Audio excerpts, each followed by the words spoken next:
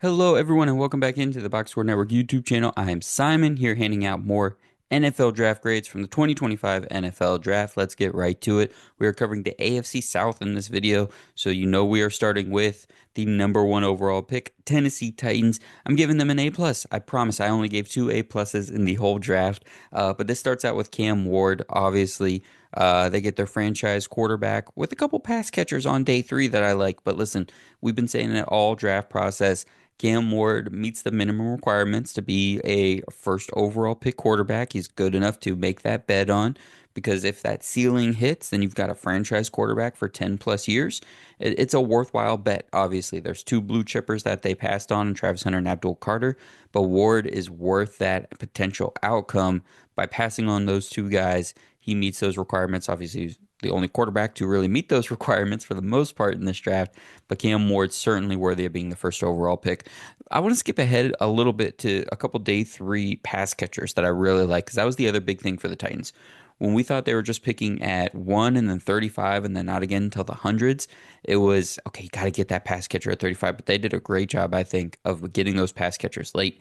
Alec Iomenor was 26th on my board overall. We're high on him at Box Score Network. They got him at 136. I think even to people that were a little lower on Iomenor, that was pretty surprising. A lot of people had him as a day two guy, but he goes in the fifth round at 136. So I don't know if there's an injury thing. I don't know if it's just the drops on tape that there certainly are in some of the games. But either way, I think he can be a really, really nice pass catcher for them at wide receiver. I also really like the tight end Gunnar Helm. I think he was pretty underrated through this process, both as a blocker and receiver. So you've got a safety blanket, you've got Calvin Ridley as a veteran, you got the safety blanket and Helm, and then Io Manor as kind of a potential big play outside yak, win downfield type of dude. And you've got some versatility there in your pass catchers. But to backtrack, you get some juice defensively. Oluwafemi Oladejo from UCLA, Kevin Winston Jr., the safety. Those guys are physical and they run and hit and they're high energy guys.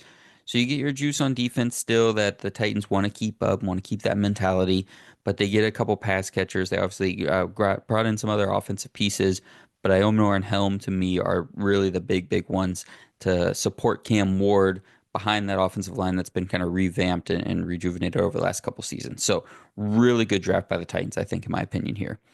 Coming up next, though, is the Jacksonville Jaguars, right on their tail. I gave them an A, and a lot of this is based on the one guy, man. You go get Travis Hunter, you go get a guy like that, you kind of show the moxie.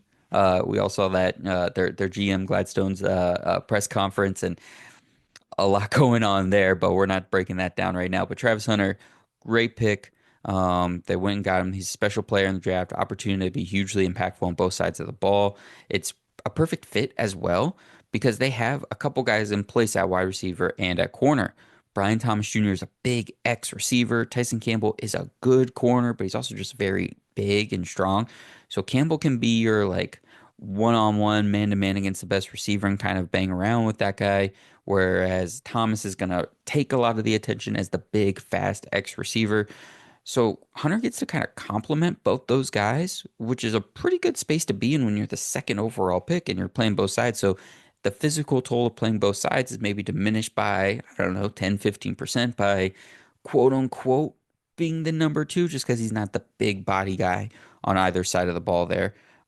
They still managed to attack corner though as well. That was a need for them. So if they saw Hunter as a slot or a specialty package defender or a dime guy, whatever it is, Caleb Brainsall they went and got as a second round pick, and then attacking the offensive line as well. Wyatt Milam, a guy I really like, he was 55 on my board, and they got him at 89. I really like his. He's really light on his feet. He has good hand usage. He's a little light, but and plays a little bit upright. But I really like his feet. I really like his balance in while he's moving. Bashal Tutin is also has a chance to be an impactful back for them as a fourth rounder after what Liam Cohen did with Bucky Irving last year in Tampa.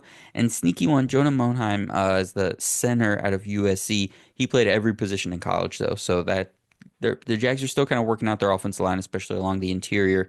Wouldn't be surprised if he got some run at a couple places over the course of the season as guys maybe get banged up.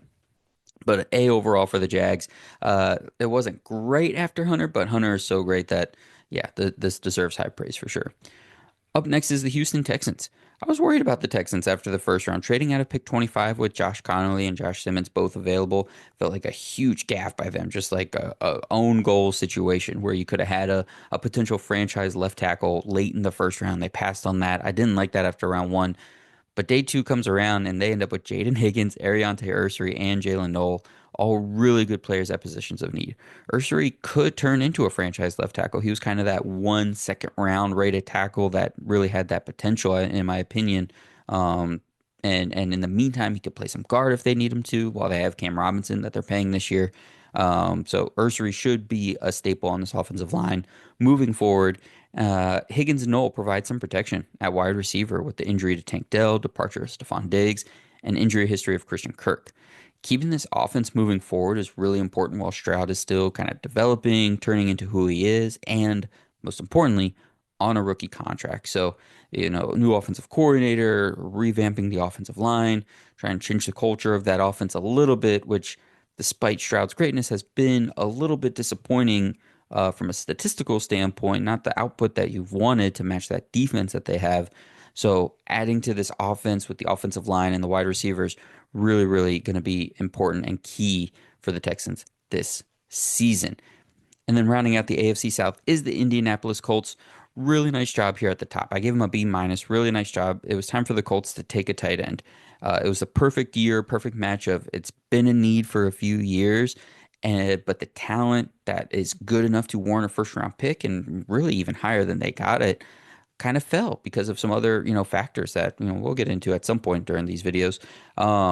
But they end up getting Tyler Warren, who's a fantastic fit for the Colts because he can create easy yards and easy offense with his yak ability, with his positional and alignment flexibility, and his big catch radius. I have some questions about what his actual ceiling is as a tight end.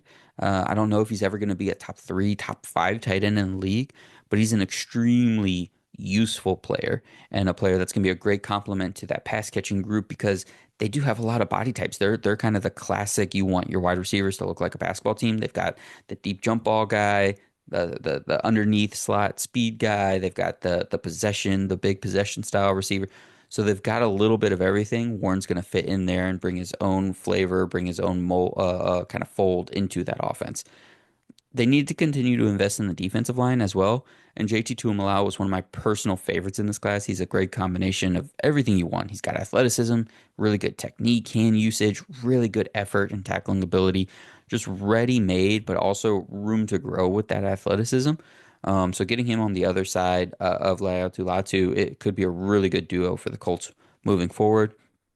The class thins out after that. DJ Giddens was a well thought of receiver or running back that they got on day three.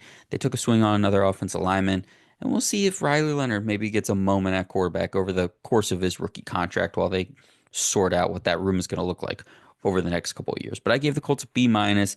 I really like the two guys at the top. Thins after that, but they did well for themselves in free agency. So overall, I think they're doing okay. All right, that's it for the AFC South. Thank you all so much for watching. Make sure you check out the rest of these videos that we have. We'll have all 32 teams, all 8 divisions, 8 separate videos that are all up on this channel. Thank you for watching. Please like, please subscribe, and we will talk to you soon.